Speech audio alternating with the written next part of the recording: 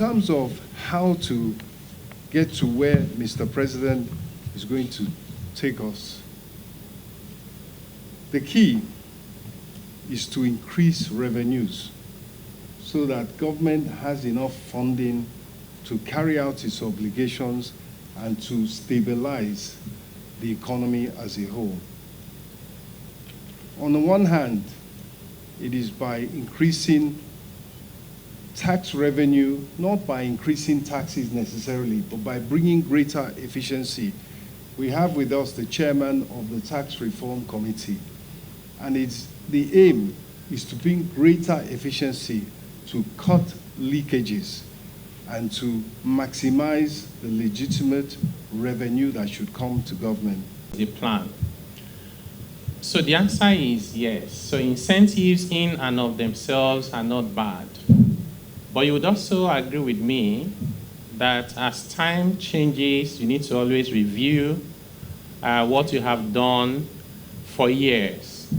We have some incentives, for example, that were introduced for reconstruction of the country after the Civil War. That was so many years ago, and we still have it in the law until recently, less than 1 year ago. When you don't look at your incentives regime, it can get to a point where it becomes a distortion for economic growth, because some people benefit, others don't, and they operate in the same sector, so they cannot compete. You also have to think about it from the point of view of cost benefits.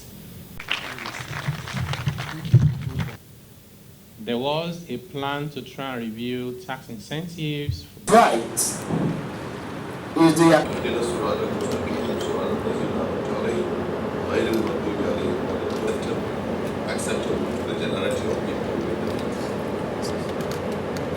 for attending this press briefing. The notice is we work together, even though this ministry is no longer known as federal budget. And you can't have budget without revenue and expense. That was very difficult and challenging questions. And the CME and the Technical Federal Times, PS Finance. Thank you. Ms. Oluwatoyin Martin, Managing Director, CEO of Monies. So, gentlemen of the press, the time has come. Yes. Thank you. Okay. Questions, if there are. Them 1, 2, 3. That way. Ima from Ima.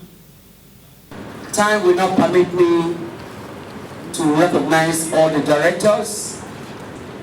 Time will not also permit us to recognize the Presidential Committee on Fiscal Policy and Tax Reform